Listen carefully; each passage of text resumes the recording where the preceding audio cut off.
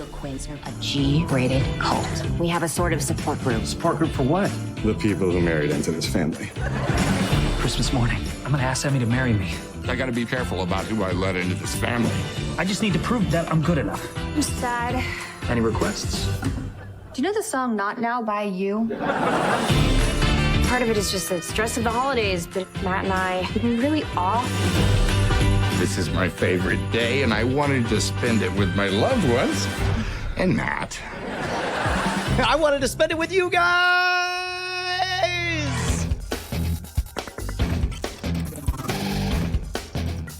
Freaking Matt, am I right?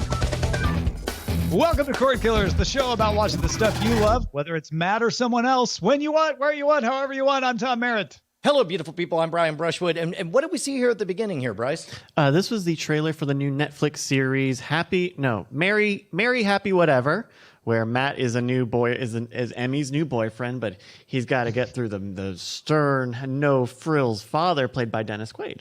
So it just launches straight into binge mode for as if this was a classic beloved Thursday night NBC comedy. Let's just skip to the part where you already pretend that you know and love it, and now it's on Netflix. Yeah, November 28th, just in time for all the holiday stuff. I don't know. This is cute. I like One Day at a Time. I think it's. I might watch this. I might watch a with a laugh track. Yeah, I think this is for Bryce's generation. Yeah, this is the Meet the Fockers of 2019. I'll tell you what I would love is to see something. To me, I look at it like Brian did, and I was like, oh, so it's like pretending it's a 80s 90s sitcom, and I think Bryce, the attraction is like, oh, cool, it's pretending like it's one of those old 80s 90s sitcoms, right? Yeah, a little bit. Yeah. I'll tell you what I would love to see is a show that starts off looking like one of these, but then suddenly becomes increasingly more badass, and then becomes a Jack Ryan show for 6, 7, 8 episodes, and then becomes a romantic comedy. If that's like the secret of this, right? That would be amazing. That would be phenomenal. Get on that, Hollywood. You're pitching Too Many Cooks too. Yes, exactly. Too many more cookers. All right, folks, we got lots to talk about. HBO Max, Peacock, and Apple TV Plus. Let's get right into the primary target. All right, folks, Friday was the day. We have waited all through Frame Rate and Cordkillers for this launch. Apple TV Plus for $4.99 a month, unless you got it free. If you bought a phone, tablet, Mac, or Apple TV since September 10th, launched with The Morning Show, C, For All Mankind, Dickinson, Snoopy in Space, Ghostwriter, Helpsters, as well as documentary feature The Elephant Queen and Oprah's Book Club. Dickinson has the whole season.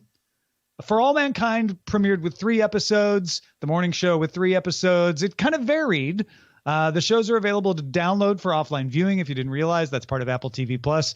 Apple TV app also arrived for the Sony TVs through a firmware update around the same time. So if you have a Sony TV that supports this, Sony didn't specify what TVs would get it, but you'll be able to watch the Apple TV Plus channels there. Remember, you can also watch them on Roku. You can watch them on Fire TV. There's a few other TVs out there that now have support.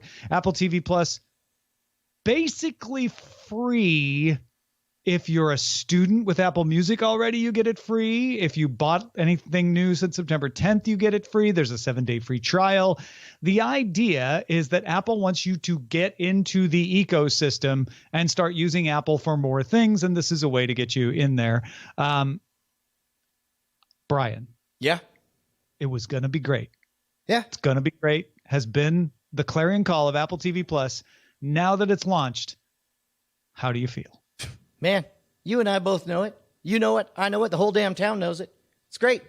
And in fact, I'm so confident it's great, I don't feel the need to actually engage with any of the content myself.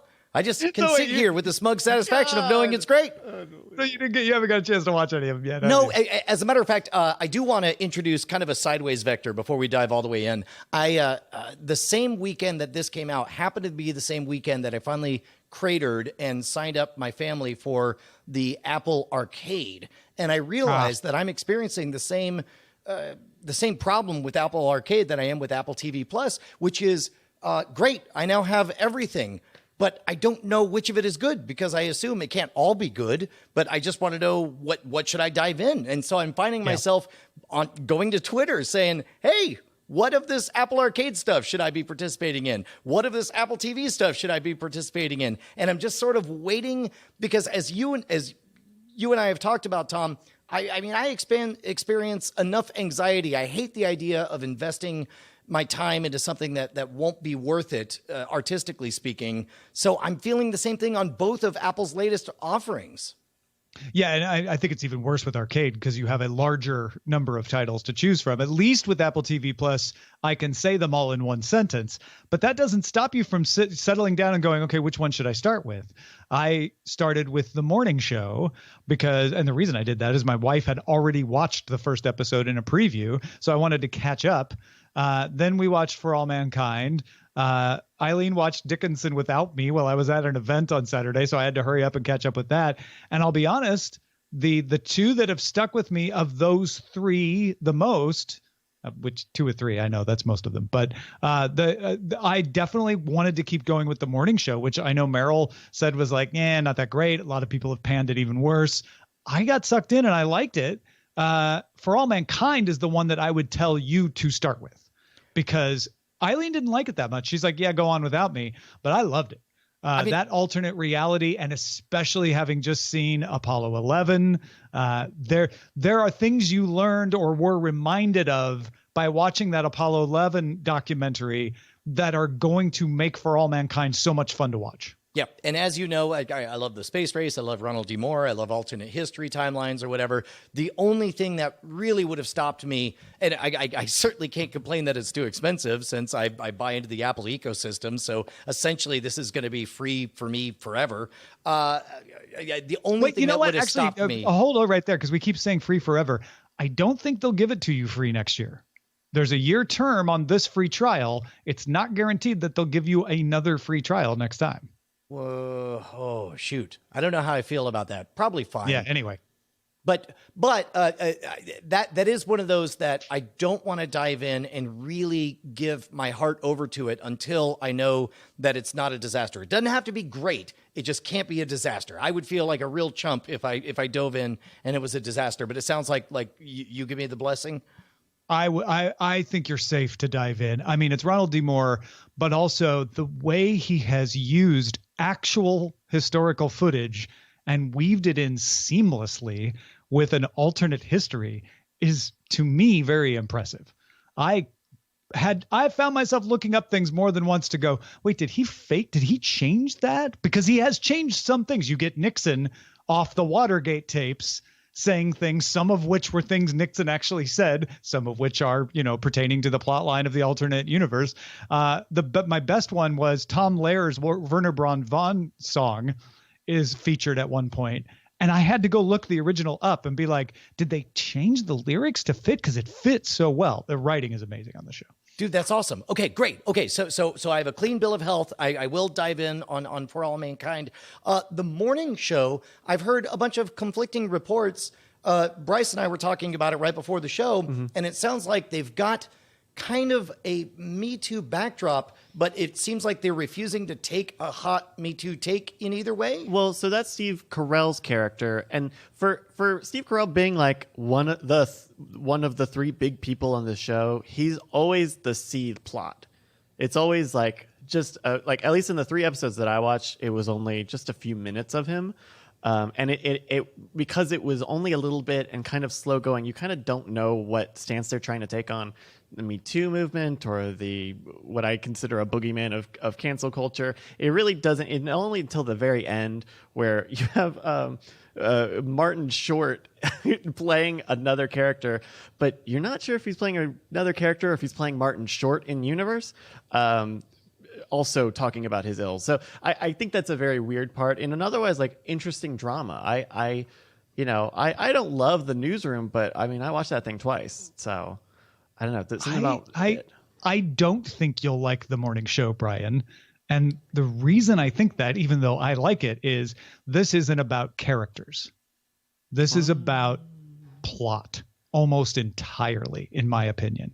Also, You I don't- straight up hated the newsroom. I only got 4 episodes in and then tapped out. Well, and then that's another reason, but they don't spend a lot of time introducing you to characters and getting you to care about them. Right. They throw you right into the situation and assume, well, you kind of are going to figure out who these characters are. And we've had multiple situations where a movie or a TV show has done that. And I've been like, yeah, that didn't bother me. And you're like, why do I care about these characters? I don't give a crap what they're going through. And that's going to happen to you at the morning show. I'm almost certain. I think the most recent example of that was the most recent Mission Impossible movie. Like all the set pieces, my analytic brain was able to say, this is great cinematography. This is great stunt work. This is great action set pieces. I hate all of us set fire to the whole thing.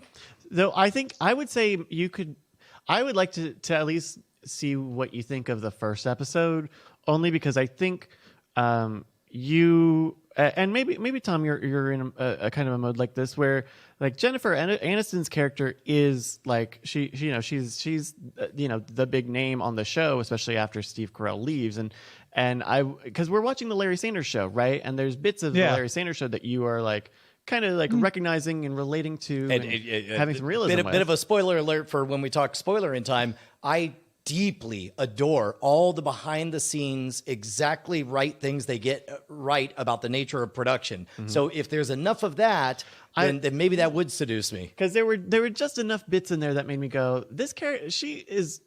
I wonder if Brian will relate to her, because there's kind of the talent element of it, and I'd like to see if you like that. I think if there is something you liked about it, that could be it, because Eileen and I both love it, and we love it because of the story. We're like, where's it going next? And we love it because we both worked in that world. Eileen worked on a live news show at Tech TV. I worked on a live daily show on at Tech TV, and still do a live news show, a tech news show myself. And so we're both very familiar with a lot of these things. In fact, at one point she was like, that's me, when one of the producers was talking. She's like, that is exactly, I said that very thing this week at work. My friend Rich DeMuro, who works for KTLA here in Los Angeles, has said that he likes it, and he wonders if it's because he works in a newsroom. So there is that aspect of it for sure. I mean, keep in mind, my take, I dug that Southwest Airlines reality TV show because it was the closest thing to a reality show about my office that I would experience, because that was what I was on all year long, was flying Southwest Airlines flights. Right. Mm-hmm. Dickinson is the only other one I've seen. I've only seen the first episode of it, and it is charming, in my opinion. I like that they gradate the period appropriateness. So everybody's wearing period appropriate clothes. All the buildings are period appropriate. The setting is all period appropriate. The parents are mostly period appropriate, certainly in their attitudes, somewhat in their speech. And the younger you get, the more modern you talk. And of course, the music soundtrack is entirely period inappropriate. It's all modern music. What I would love is if all the parents were period inappropriate, but just to like mimic our parents' generation, where they're all like, that sounds like communism to me, holding a pipe or whatever. And gas prices. Yeah, well, I think it works because you feel like, oh, these are the old people, and they're talking like old people, and these are the young people, and I don't know, it's perfectly charming. Bryce, did you get a chance to watch that one? I wasn't sure. I did not get a chance to watch Dickinson. If you say it's good, and if you say that play works, because the idea of like a semi-biographical accounting of Emily Dickinson, but also she's saying lit and big mood, I don't. In the first episode, they did not go that far. Okay.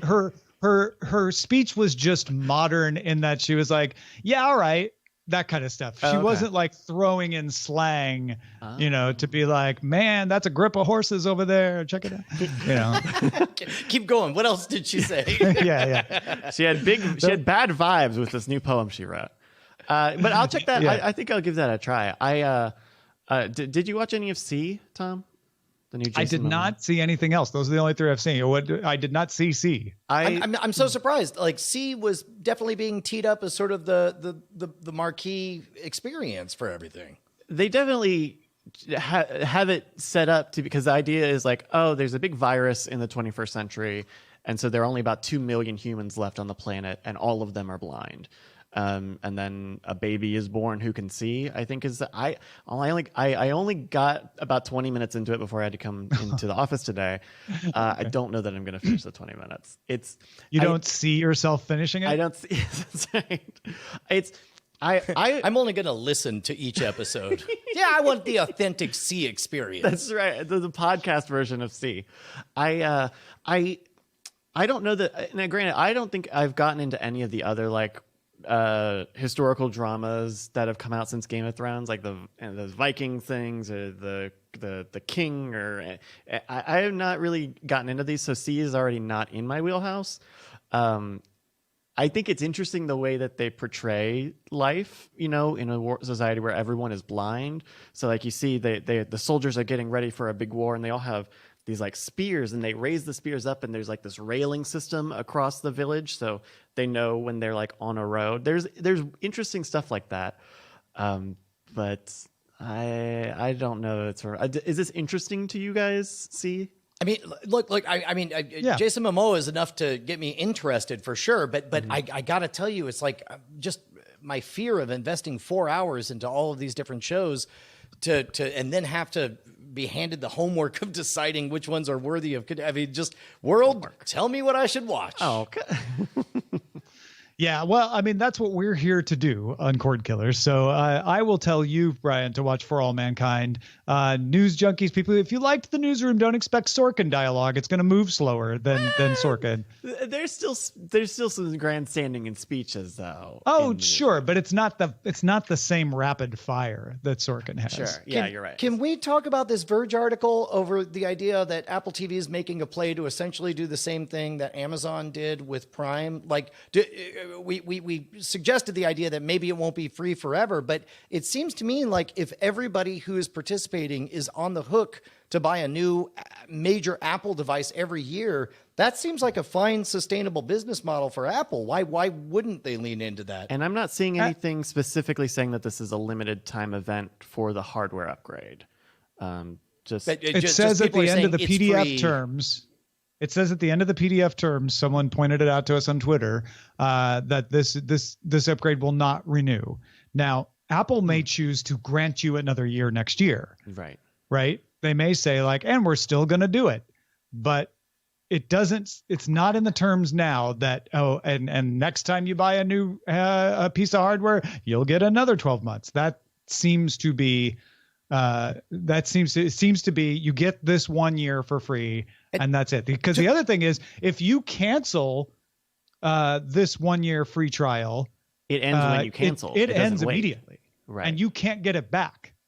So that's another issue. To be clear, we're transitioning out of reporting on the facts mode and into speculating wildly mode. In speculating wildly mode, I'm not.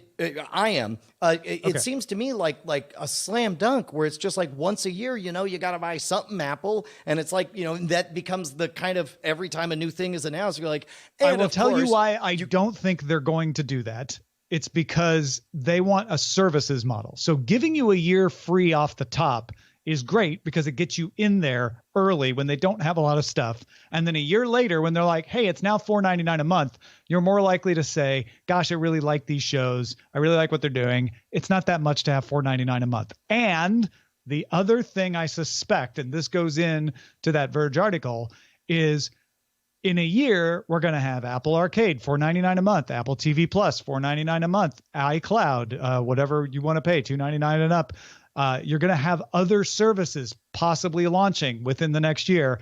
And Apple's going to say, gosh, we know this is a lot of stuff, right? That's why we're offering Apple Unlimited for $19.99 a month. It gives you 2 gigabytes on iCloud, Apple TV Plus, Apple Music, et cetera, all for one price. Man, I hate to say it, definitely see them do that at some point. That would not only be an attractive offer, but I could see them going even a step farther, saying like buy into the ecosystem, because already we're seeing them do stuff where you pay a monthly cost and you just automatically get upgraded every time there's a new phone out or what have you.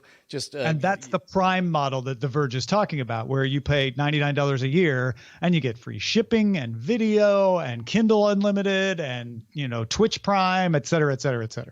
Yeah, I'd hate to admit that I think I'd be okay with all this. That sounds like a very un-Brian thing to be okay with. But you know what is a very Brian thing to be okay with? Oh my gosh. Would it be supporting us, keeping us loud, live, and independent by going over to patreon.com/Cordkillers, where for just $1 an episode, you can support the show that makes it possible to watch all the stuff you want on whatever device you want, whenever the heck you want. Plus, you get the smug satisfaction of knowing you're better than everybody else. Are you kidding me? That I can support, Tom. It's an amazing bundle that we give you, including Spoilerin time and After Talk, all for the price of whatever you think the show is worth. If you get value out of the show, we just ask you to give that value back. Oh, man. Yeah, eat this, Tim Cook. Let us show you how it's done. One more thing. You're great. How about that? Yeah. Everybody sign up and get emails and support us. Thank you to all of our beautiful, beautiful patrons. Patreon.com/Cordkillers pays for us to continue the show and talk about how to watch.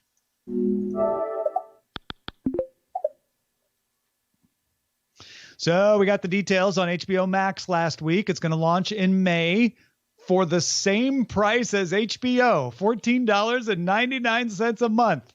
I had so many people on Twitter that were so confused saying, okay, but then what don't you get that's in HBO? And I said, apparently nothing. In fact, they called it an intelligence test for their customers of whether they should pay $14.99 a month for just HBO or $14.99 a month for HBO plus everything else in HBO Max. You also are going to have some opportunities to get it if you're an AT&T customer. They were calling it free, but it's only for customers who already pay for HBO. So what they're going to do is if they own the relationship with the customer, in other words, you subscribe to HBO Now directly from them, not through Apple, not through Android, directly from them, or if you get HBO through an AT&T service like AT&T Uverse, they will just automatically let you use that same login to log into HBO Max. They are hoping to do that for other services, but they could only do it at launch announcement for themselves. It will feature curated lists as well as content grouped by source. So in the interface that they showed off, there was a Studio Ghibli section, a TNT section, a DC section, Cartoon Network, etc. It will also let users follow actors who will post their own recommendations of what to watch, along with some Instagram-y, Snapchat-y-like video stories. The mobile version of HBO Max will feature show-related podcasts as well. If you're interested in a show, you want to hear people talk about it, they'll have that just built right in. And later next year, after launch, HBO Max is going to have a profile option that lets more than one profile select a show. So if you're watching a show, it'll say who's watching this, and you could say, oh, it's me and Eileen, or oh, it's me, Brian, and Bonnie that are both watching this show. An ad-supported version and a live news and sports programming selection will also launch next year after 2021. So that's called more than a year from now. AT&T says it will spend up to $4 billion on content for HBO Max by 2025. If that sounds like a lot, it's less than Netflix is going to spend this year. They're expected to spend $15 billion. But don't forget, HBO Max already draws on content from across Warner Media, including HBO itself. So that $4 billion is in addition to the stuff they're already pulling in from their own properties. HBO made a big deal about a Game of Thrones series called House of the Dragon, telling the story of the Targaryens from George R.R. Martin's book Fire and Blood. They're not even piloting it. They've given it a 10-episode order. Game of Thrones Battle of the Bastards director Miguel Sapochnik is co-show running with Ryan Condal, who's writing the scripts, and they have shelved The Long Night. The prequel that was going to star Naomi Watts and run by Jane Goldman, that's not going to happen now. Man, there's a ton of originals in here. There's 38 originals from HBO, of course, coming. There's a bunch of catalog stuff like South Park is going to be in there, Looney Tunes stuff, Hanna-Barbera stuff. Of course, we've mentioned Friends, The Big Bang Theory. Tuned Out is going to be a series based on the Looney Tunes catalog from Robert Zemeckis. Mindy Kaling's going to do a show called College Girls. There's a new Jellystone Hanna-Barbera comic coming that's original. A Ridley Scott show about androids raising human children. The list goes on. They made a big deal. They made a big announcement. Brian, what did you think of it?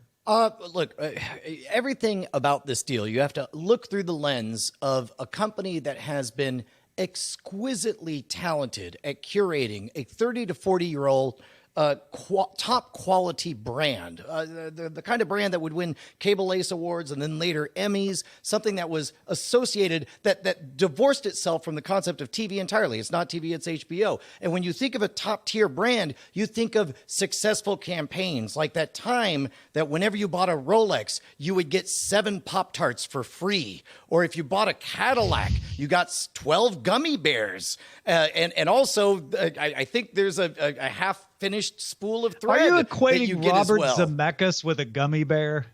I'm saying that this is the greatest just destruction of a top-tier brand that we've ever covered in the history of this show. It is astonishing to me what they're doing. They're so confident, Tom, that HBO Max is synonymous with top quality entertainment that they're giving it away for free. Isn't that smart? Doesn't that just make you feel real good? All right. That is a perfectly valid way to approach this. And of course, consistent with your concerns all along that HBO Max was going to dilute the brand of HBO. And I don't deny that. On the other hand, making a Warner Media streaming service is a perfectly reasonable thing to do. They've got great content to draw on. Studio Ghibli, DC, Looney Tunes, Hanna-Barbera. Like, why wouldn't you package a streaming service around that? What? And so the question is, the problem is, how do you solve the HBO part of that? Do you have a streaming service from Warner Media that doesn't have HBO, your most valuable property, or do you include it? And if you include it, how? So the decisions they've made are, we'll have it be HBO, but more. So it's HBO plus all this other good stuff is the way they're looking at it. And the pricing, I think, is the only thing they could do once they made that decision, which is, well, we could make it $1 more, but that doesn't make any sense. And if we make it the same price, we can at least convince all the HBO people to come over and start telling their friends about it. And even if they don't, we're still getting $15 from them. So hopefully we'll get the current HBO subscription base plus people who want this other stuff. Yeah, and the right answer is, of course, an inconvenient one, because obviously all of these deals happen in stages and at various times different properties get added to the bundle that becomes available. But if there was a time machine, given that clearly what they're doing is gearing up to take on Disney Plus, then it seems like you gotta create a new brand. And I'm sorry, it's going to be very expensive. You have to come up with a new word. You have to explain to everyone what the thing is. And HBO can be part of that brand. But to me, if you're smart, you're going to hold off and make that the very last thing that you say. Also, by the way, all of HBO. You don't start with HBO and then chip away at the brand value on that. But again, this is a fine collection of content. I understand that the price point makes perfect sense for the quality of what they're offering, but I just really think it's an awful idea to put everything behind that word HBO, because HBO means something, and there's nothing more valuable in a brand than a word that means something. I know I've asked you this before and you had a hard time answering it, but if you didn't call this HBO Max, and I don't know what you would call it, but let's just pretend for the sake of argument that they called it something that we all agreed, like, oh, that's a great name, that gets it across, and had all of this content, including HBO. How do you feel there? Because again, this is not a zero-sum game. They don't have to take down Disney Plus. They just have to be one of the 4 or so of these streaming services that people will choose. Great. Yeah, no, I feel 100% great about it. I think it's a fine offering. I think it's a valuable service and all that. It really is just the branding that's driving me batty at this moment. I think it's too expensive too. And I think that's going to hurt them. Well, I think it's actually reasonably priced for what you're getting for it. I think that it's only next to Disney Plus that it looks insane, because Disney Plus is very aggressively priced. I think there's a psychological issue here where people will pay $15 for HBO because, hey, man, it's HBO. But, and this is all to your point about the branding, once you're saying $15 for HBO plus other stuff, it becomes a comparison with Disney Plus for $6.99, with Netflix for a little bit less, with Hulu that's a really good way to put more it. or less. HBO was with Apple TV Plus for $4.99. Yeah, HBO was never in competition for Disney Plus until they decided to for some reason make it a competition with Disney Plus. And now Disney Plus is going to crush them. Like, I never would have thought of HBO versus Disney Plus up until this price point and this collection. This naming. You think of It's HBO awful. as an add-on, like Stars or Showtime. Like, well, of course it's a little more expensive because you get this higher quality stuff. It is, and what they're banking on is people will go, wow, I get all that high quality stuff and all this other stuff for free. I don't know. I think you're totally right about that.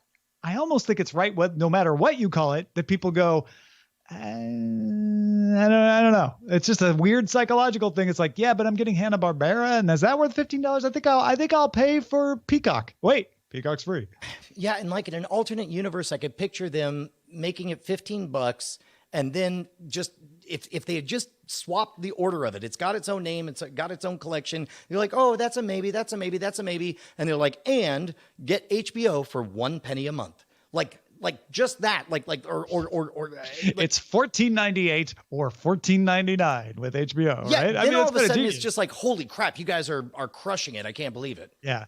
Because there is some compelling stuff. I mean, I think we're underselling a lot of the DC stuff, having all the DC movies and TV shows in here. You're going to see more marketing for this. Another problem is we're not seeing how they're marketing yet. This was an investor announcement. This was them telling investors, hey, we're going to get you excited about where we're going because we know you hate us for so many other reasons here at AT&T. So check this out. And it's not meant for marketing quite yet. The marketing appeal has yet to come. And it'll be very interesting to see how they approach that message. Yeah, no, but seriously, like if you're thinking about getting a Cadillac, you get 6 McNuggets if you buy a Cadillac today. Are you calling Robert Zemeckis a McNugget? That was hard to say. He's the McNugget. All right, let's talk about what to watch in Under Surveillance. It's all about location. Under surveillance. A new Mandalorian trailer came out showing a bit more of the world, letting us hear the Mandalorian himself speak for the first time. Mandalorian coming in Disney Plus on November 12th. What'd you think, Brian? I gotta tell you, man, I'm high. First of all, I love this trailer because the opening shots, you would think that seeing a bunch of stormtrooper heads on pikes would be an indication of, hooray for the rebels. But instead, it really does read as, no, this is a story of lawlessness. And I can't wait for plot lines that I assume we're going to see stormtroopers being the good guys, that they're going to want to go find people to have law and order in this outskirting town or the other one. I love everything about this. I am harboring deep in my heart the possibility that maybe Star Wars has been waiting patiently for the television format over the movie format. Maybe the movie format is just too restrictive, weirdly enough, for Star Wars to really thrive. Because I've not been a fan of the last few movies I've seen. But meanwhile, what I loved about the Star Wars universe was the expanded universe. And maybe finally it's just got to be TV for us to experience it. I liked Rebels. I liked Clone Wars. I like everything I'm seeing on this. Yeah, I mean, it may be something to that about the TV format, especially in the modern age where you can do, whatever amount of episodes you think is normal. You don't have to worry about commercials. Like that may have opened the floodgates. I think Star Wars could still work fine in a movie, but I think it's also Jon Favreau, right? Like, I think having the right person tuned in to doing this is key as well. I think that's what Marvel showed is you've got to have the right people on it, including Kevin Feige on down, and they will be passionate enough to make sure that it comes off as good as it can. Agreed. Totally agree. A full trailer for the Netflix's The Witcher is out. It has a few more details about Geralt, for those not already familiar from the books and video games anyway. And it has a date. Witcher comes to Netflix December 20th. Man, I wonder what it's like to experience this as a fan of the video game, because you, first of all, if you're a fan of the book property, then obviously it'll be some version You're a of sword that. and laser fan, because I'm not sure who else read it, but yeah, sure. But then also, I wonder if there's going to be some number of people who are annoyed that it's not enough like the video game, despite not being based on the video game. Yeah. I think you're going to get a little bit of that out there. In the end, though, it'll stand on how good it is. Henry Cavill looks great. He's convincing to me as Geralt so far in the trailers. Everything looks great. To me, the big audition is just the world. Like, make me fall in love with the world and make me understand it the way I understand Westeros, and I think it will be fine. The sequel to Spider-Man Into the Spider-Verse has now been scheduled. It'll be released April 8th, 2022. Joaquin Dos Santos directing this one as well. Script will be written by Dave Callahan. So, I mean, there's not much to say. We don't know what it's going to be about or the plot or anything like that. But, you know, can we place a bet on whether, of course, obviously, Miles Morales, it'll be his continuing story. But do we think the gang gets together due to interdimensional hijinks? Oh, you think we're going to get a cartoon Tom Holland? No. I think we're going to see bit by bit, you know, Spider-Gwen will show up and Spider-Ham the gang and all from that stuff. Spider-Man Into the Spider-Verse. Yeah. Yeah. I actually think we'll probably get a crossover from the MCU as well. And even if it's just like a post-credit scene or something like that. I mean, that'd be fun. Look, that movie was pure bliss. And if you haven't seen it, go watch it. It's one of my all-time favorite Marvel anythings. We're going to get a third Ant-Man film, and it'll be the third Ant-Man film directed by Peyton Reed because he directed the first two. No date has been attached.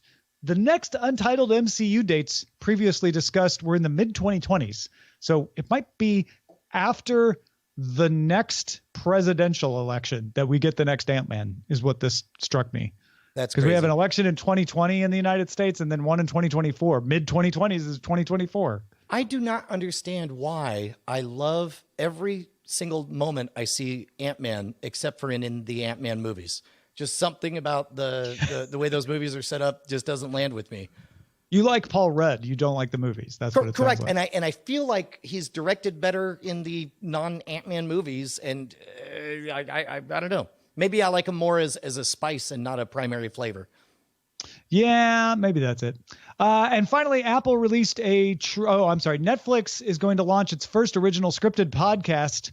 That means not a podcast about a show, but a podcast that is set within the world of a show. The only podcast left will be set in the post-apocalyptic series Daybreak's world. It will have 6 episodes branching off from season 1, hosted by teens from within the show's story, launching November 7th on Spotify and then other platforms December 12th. I love any version of non-traditional storytelling. I believe that good stories exist as a fractal. They look about the same from 1,000 feet away as they do right up in your face. You know, if a tweet is in a single atomic unit of storytelling, I love the idea of having a big branch that's the podcast version of it. All the way back to, I remember Donnie Darko, seeing that movie and loving it so much more after I did the ARG for 3 hours on the website that they have. So any experiments in this, I dig. Yeah, ARG making a comeback on Netflix. It's kind of cool. Finally, Apple released a trailer for The Banker, starring Anthony Mackie and Samuel L. Jackson, based on a true story about entrepreneurs Bernard Garr and Joe Morris, who tried to create a real estate and finance business to help African Americans buy property in the 1950s and 60s. The Banker comes to theaters December 6th, with plans to release on Apple TV Plus sometime in January. My prediction is it's going to be great. Well, they want it to win an Oscar. I don't know that it looks good enough to win an Oscar. It doesn't look like it couldn't win an Oscar, but that's a tall order. But that's why they're putting it in the theaters first, is they want to get that theater run in the independent studio, in the independent theaters, and qualify for awards. So I wonder if they'll get any. It would be interesting to see Apple win an Oscar. Yeah. This and maybe their documentary could be their best chances. All right, what have you had your eyes on, Brian? Dude, I watched the Terminator movie last night. Spoiler alert on my review, which we'll have during Spoilerin time. I think I laughed more than I was supposed to during that movie. And I suspect there was a little bit more laughing at than laughing with than they would appreciate. That's all I'll say about that. I said good on Twitter. Was very close to saying fine on Twitter. It was, for me, a Terminator movie full of Terminators doing Terminator things. I laughed at some of Arnold's jokes. Other people next to me that are married to me didn't think they were that funny. I definitely had a bit of that laughing in church experience where I could tell I was not supposed to be laughing right now, but that only made it all the more delicious. It was, okay, yeah. we'll talk about it. So more on that in spoiler time. And I kind of talked about most of the other stuff when we Mr. Robot, Watchmen, of course, For All Mankind, Dickinson in the Morning Show. I told you about already.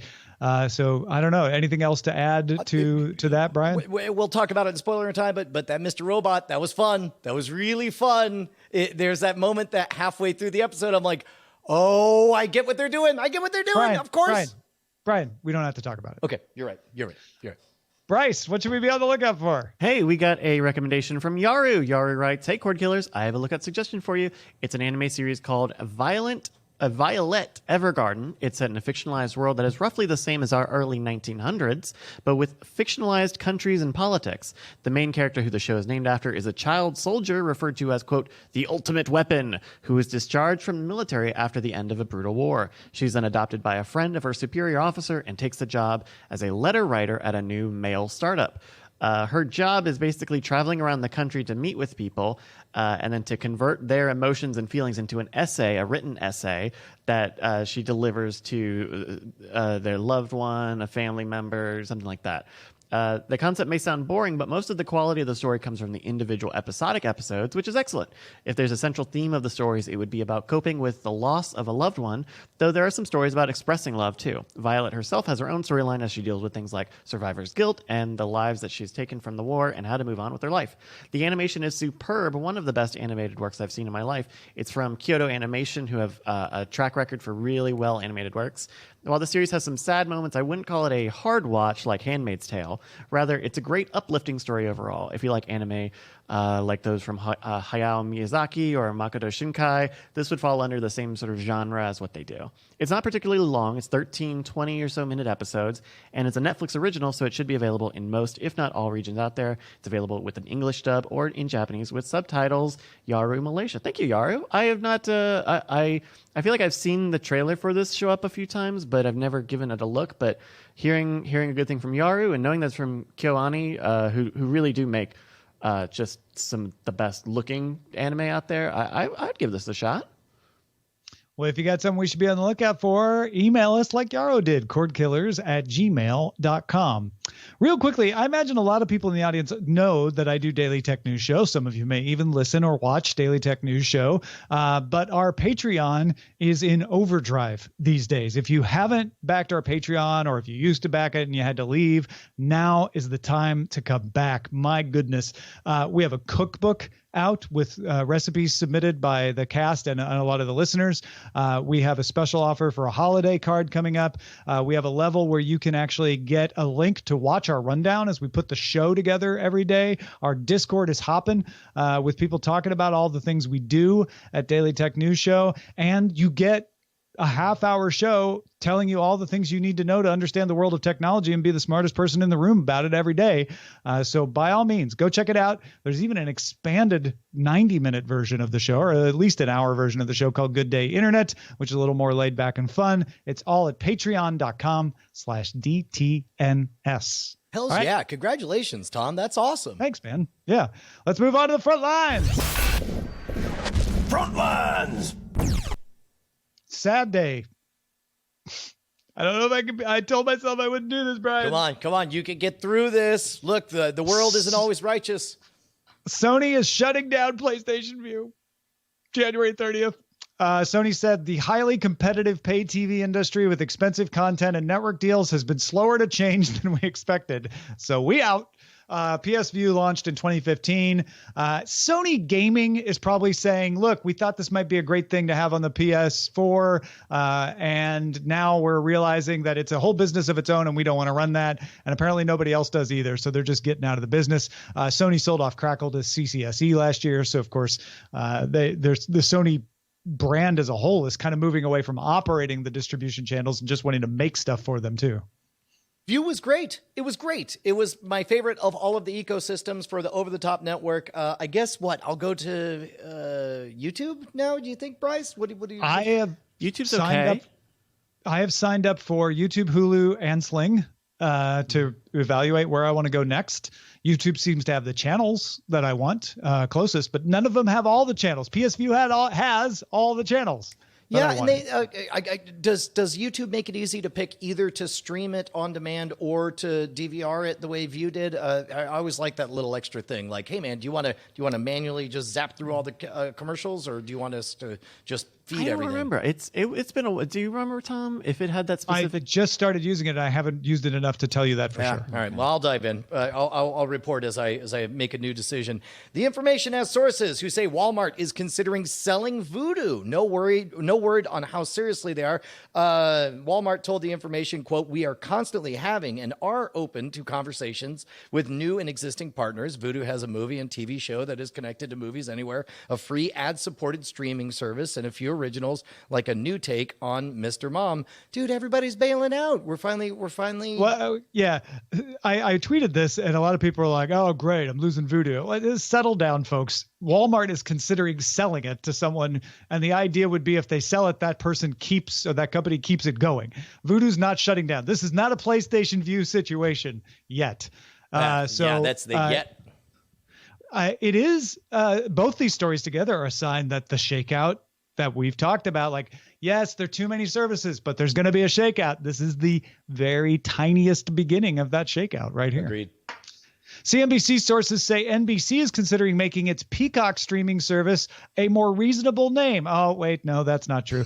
NBC, however, is considering making its Peacock streaming service available for free with ads. So free Peacock. Yeah, no. That's I believe the campaign, and I'm just pitching this, is like, you shouldn't have to pay for the cock. That's what they're going to say, right? Oh, goodness. Yeah. With an apostrophe there. Yeah, absolutely. A paid subscription to get rid of ads is also being considered. Pay TV subscribers might get extra benefits like original content. Peacock is planning originals from Mike Schur, The Good Place, Lorne Michaels, Saturday Night Live, along with reboots of Punky Brewster, Saved by the Bell, and Battlestar Galactica. A super smart move if they do this. I think they absolutely should do this. Make Peacock a free ad-supported service, and suddenly all those people complaining about too many services are going to sample what you've got. Yep. Too many jokes. David Benioff and D.B. Weiss said they will no longer write and produce a trilogy of Star Wars movies. The two recently signed a deal with Netflix and cited scheduling as the issue. The first Star Wars movie from the team had been scheduled for December 16th, 2022. Do we believe this, Tom? What do we believe? What do we believe, that it was just scheduling, or do we believe that? I mean, yes. And honestly, that's my phrasing. That's not really how they phrased it. They said, when we looked at all the stuff we agreed with Netflix to do and looked what it would take to do a Star Wars movie, we couldn't do all of them well. We want to do things well, so we're focusing on Netflix. And I think that's absolutely true. Netflix wrote them a big fat check, and they're like, "Hey, sorry, Lucasfilm, but we got other stuff we got to do now." Yeah, fair enough. A study by Hub Entertainment Research indicates Disney Plus has the highest awareness among consumers between Apple TV Plus, HBO Max, and the cock. It also has the highest intent to purchase. 60% of consumers have heard of Disney Plus, 50% of Apple TV Plus. 24% said they'll definitely or probably buy Disney Plus, the two highest categories. 16% said definitely or probably for Apple TV Plus. 12% said the same of HBO Max and Peacock. 29% said they'd drop an existing streaming service when they signed up for a new one. 37% said they would eventually do so after evaluating them. A recent survey by Magid found that people generally keep about 4 of these streaming services right now. And finally, Amazon Studios head Jennifer Salk said that the Hollywood Reporter told the Hollywood Reporter that the company is working on ways to get theatrically released movies to Prime subscribers, quote, as soon as possible, which sounds awfully close to day-and-date release. Amazon is prepared to take a hit on contracts for theatrical releases if they think it'll pay off later. The movie Late Night was a bomb in theaters, but Amazon claims tens of millions of people have watched it on Prime. So what Jennifer Salk was saying is, you know what? We've been really good at the 90-day thing, and it really bit us in the ass with Late Night.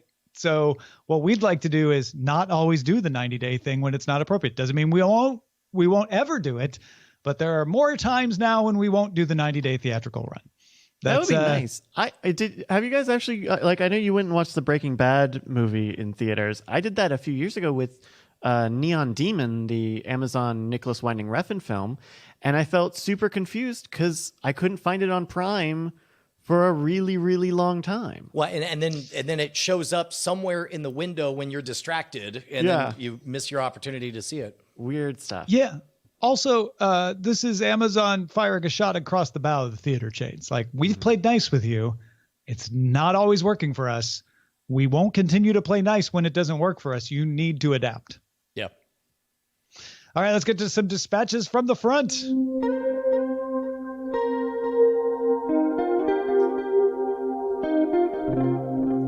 Mark C. in Knightdale, North Carolina writes, "Good day, killers. I need you to help settle a debate between a friend and I. I would like to get Disney Plus and split it with a buddy.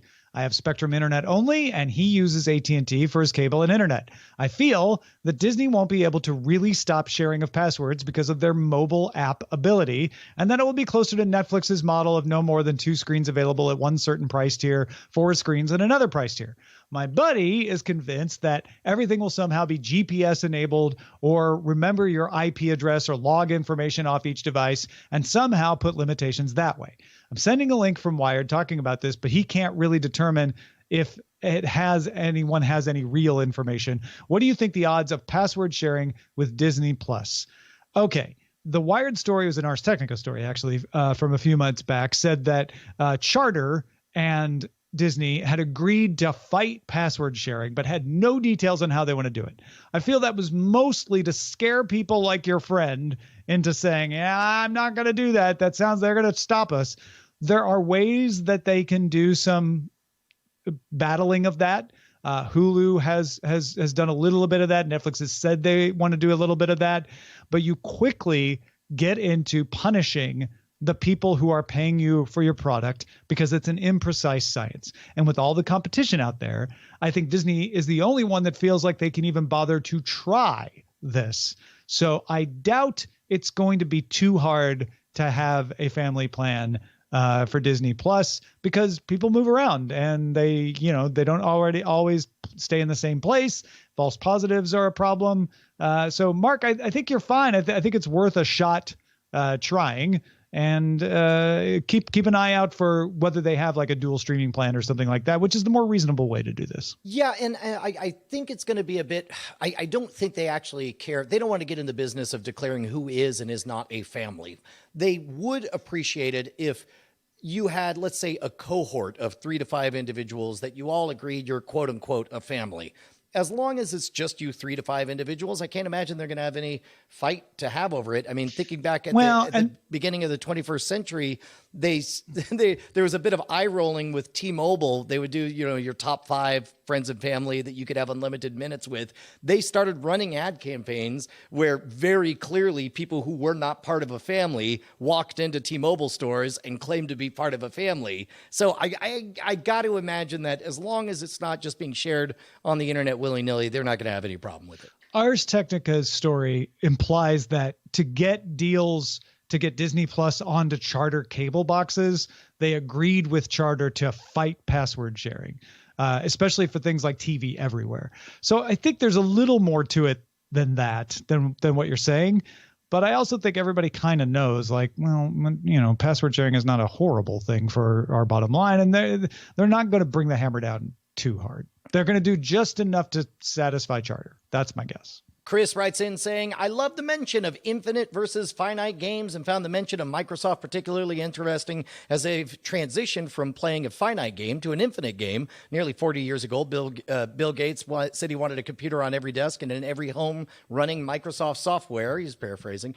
They more or less did that as Windows dominated computing, but the stock remained flat for a decade as the landscape evolved beyond Windows to mobile and the web. Now, new CEO Satya Nadella said, "No, we're in the business to empower every person and organization on the planet to achieve more, shifting them from a finite game, selling Windows, to an infinite game, enhancing productivity." Now they're bringing their software everywhere for their computers and partnering with everyone they can. Revenue and profits have been climbing ever since, and the stock has more than doubled. Yeah, that's a reference to last week I was talking about The Infinite Game by Simon Sinek. It's a great read. You guys should read it. And you should come back next week because we will kill your cords again, right? Yeah, right? No, once is never enough. We have to double tap. Our website is cordkillers.com. Our email address is cordkillers@gmail.com. We're live on twitch.tv/Night Attack, which is also carried on diamondclub.tv Mondays at 7 p.m. Eastern, 4 p.m. Pacific. Before I go, I want to make sure that I mean that when I say come back next week. It's the week after next that we're not going to be doing a show, or is it next week that we are not? It's next. Don't come back next week. We're not doing a show. It's Veterans Day in the United States. But the week after that, definitely come back. We'll see you then. Hey guys, Brian and Tom here, and it's just the same old message at the end of the credits, just like always. That's right, Brian. Nothing new here except your name showing up. Oh my gosh, because I've got a you name. just supported us on Patreon. Yeah, all those $5 donors, look at that. That's your name in pixels. We're gonna make you famous, kid. Put your There's name in some pixels on classic the internet. names in there, but some of you are new. Some of you aren't there. It's sad. What can they do, Brian? I mean, they could go to patreon.com/Cordkillers and pledge $5 an episode and be one of these amazing people, like this one. Oh, look at that name right there. Diamond Club hopes you have enjoyed this program.